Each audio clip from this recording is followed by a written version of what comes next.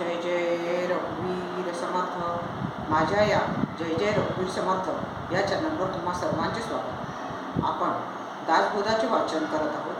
दासबोधामधील दशक पहिला, समास तिसरा, शारदास्तवन यामधील पहिल्या 12 ओव्यांचे वाचन आणि त्याचा अर्थ आपण दासबोधामधून जाणून घेतलेला आहे. आज आपण पुढील ओव्या पाहणार आहोत. ओवी क्रमांक 13 ते ओवी क्रमांक 26. मी त्याचं पहिले वाचन करते आहे आणि नंतर दासबोधामध्ये जे सांगितले आहे ते तुम्हाला वाचून दाखवणार आहे.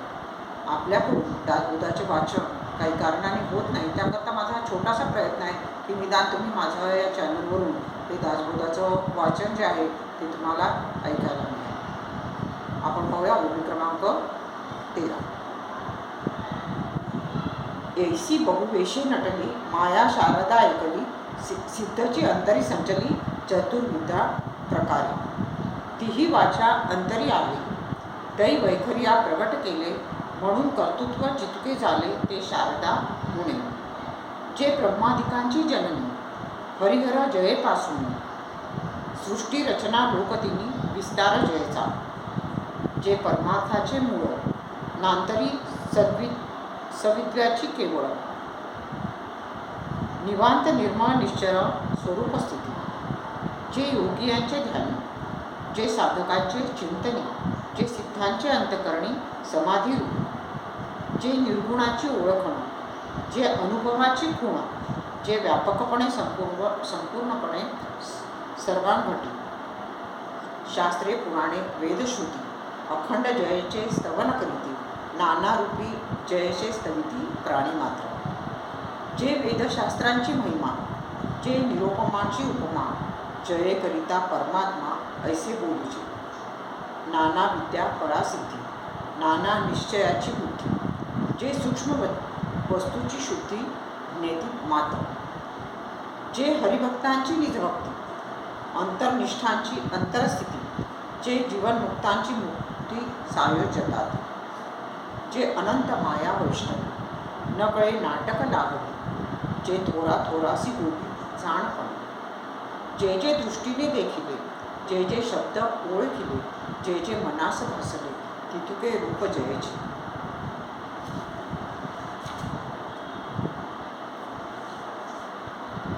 स्तवन भजन भक्तिभाव, माये वाचून नाही ठाव. या वचनाचा अभिप्राव अनुभूती जाणती, म्हणून थोराहुनी थोर, जे ईश्वराचा ईश्वर, दयसी माझा नमस्कार, तदांशेती आता. इति श्री दासबोधे गुरुशिष्य संवादे शारदास्तवन नाम समास तिसरा समाप्त.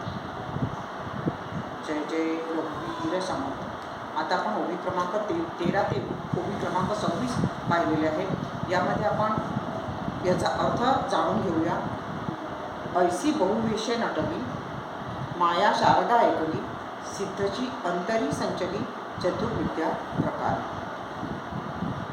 अशा रीतीने पुष्कळ रूपाने नटणारी ही शारदा एकच माया आहे.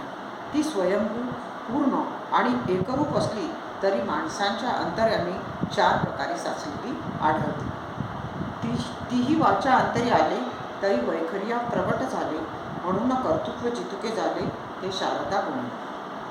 कर्तृत्व सगळे शारदेचे. माणसाच्या अंतकरणात परा, पश्यंती, मध्यमा या 3 माळेमध्ये जे स्फुरते ते वैखरीने प्रत्यक्ष शब्दात प्रगट होते. शब्दाने सर्व व्यवहार चालतो, म्हणून जगातील सगळे कर्तृत्व शारदाच्या शक्तीने चालतात. जे ब्रह्मादिकांची जननी हरिहर जयेपासून, सृष्टी रचना लोकतिनी विस्तार जयाचा. शारदा ही ब्रह्मादिकांची आई आहे. विष्णू शिव तिच्या पोटी जन्मतात. 3 लोक असलेली ही अफाट विश्वरचना हा शारदेचाच विस्तार आहे. जे परमार्थाचे मूळ नांतरी विद्याची केवळ, निवांत निर्मळ निश्चळ स्वरूप स्थिती. साधकाच्या जीवनात शारदेचे स्थान.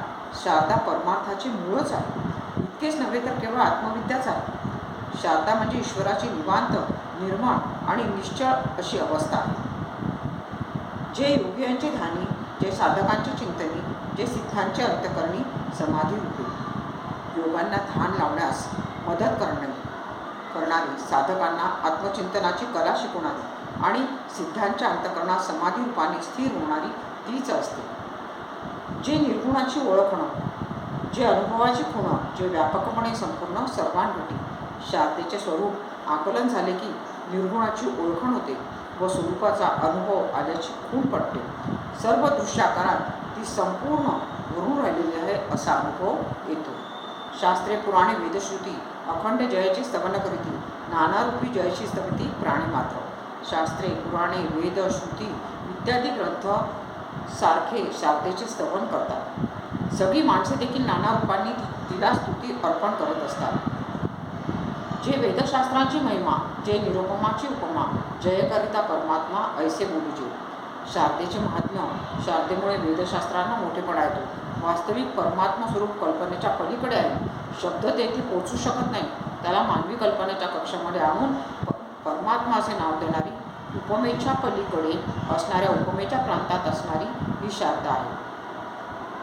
नाना विद्या कळा सिद्धी, नाना निश्चयाची वृत्ती, जे सूक्ष्म वस्तूची शुद्धी नेती प्राप्त.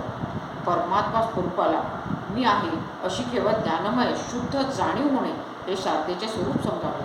मुळात ती ज्ञानमयच असल्याने सर्व प्रकारच्या विद्या, कला, सिद्धी आणि निश्चित बुद्धिरूप ज्ञान शारदेलाच विलास असतो. जे हरिभक्तांची निजभक्ती, अंतर्निष्ठांची अंतर्स्थिती, जे जीवनमुक्तांची मुक्ती सायोज्यता आहे, त्याचप्रमाणे भगवंताच्या भक्तांची भक्ती, अंतर्मुख होऊन आत्मनिष्ठ राहणाऱ्या ज्ञानीपुरुषांची आत्मस्थिती आणि जीवनमुक्तांची सायुज्य मुक्ती ती शारदाच आहे.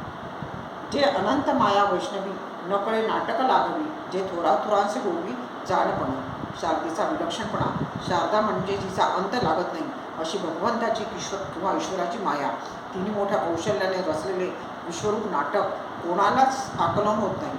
स्वतःला ज्ञानी समजणाऱ्या मोठमोठ्या ज्ञानीपुरुषांना ज्ञानाच्या अभिमानाने ते अधिक गुंतवते.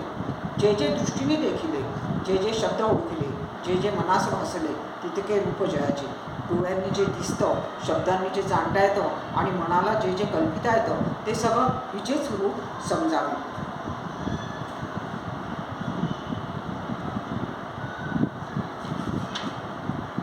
स्तवन भजन भक्तिभाव, माये वाचून नाही ठाव, या वचनाचा अभिप्राव अनुभवी जाणते. भगवंतांचे स्तवन असो, भजन असो किंवा ज्यांची भक्ती असो, शारदेच्या म्हणजेच मायेच्या मदतीशिवाय ते करता येत नाही. माझ्या या वचनाचा खरा अर्थ स्वानुभवी पुरुषांनाच कळेल. म्हणून थोराहुनी थोर, जे ईश्वराचा ईश्वर, तैसी माझा नमस्कार तदा शेती आता. म्हणून शेवटी थोरांपेक्षा थोर व ईश्वराचा ईश्वर असणाऱ्या शारदेला तिच्या अंशानेच म्हणजे तादात्म्यानेच मी नमस्कार करतो. अशा प्रकारे शारदा स्तवन हा समास समर्थांनी आपल्याला समजावून सांगितलेला आहे. त्यांनी गुरुशिष्य संवादीमध्ये हा गुरूंनी सांगितला आणि शिष्याने लिहून काढलेला असा हा दासबोध ग्रंथ आहे. आपण यामध्ये समास तिसरा पाहिलेला आहे. पुढच्या भागामध्ये आपण समास चौथा सद्गुरू स्तवन, दशक पहिल्यामध्ये सगळ्यांचे स्तवन श्री रामदास स्वामींनी केलेले आहे. गणेश स्तवन झालं आहे, शारदा स्तवन झालेलं आहे आणि आता आपण सद्गुरू स्तवन पुढच्या भागामध्ये पाहणार आहोत. तुम्हाला माझं हे चॅनल आवडत असेल तर त्याला लाईक, शेअर आणि सबस्क्राईब करायला विसरू नका. धन्यवाद.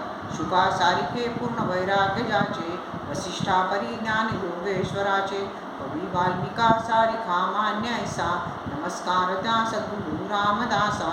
जय जय रघुवीर समर्थ.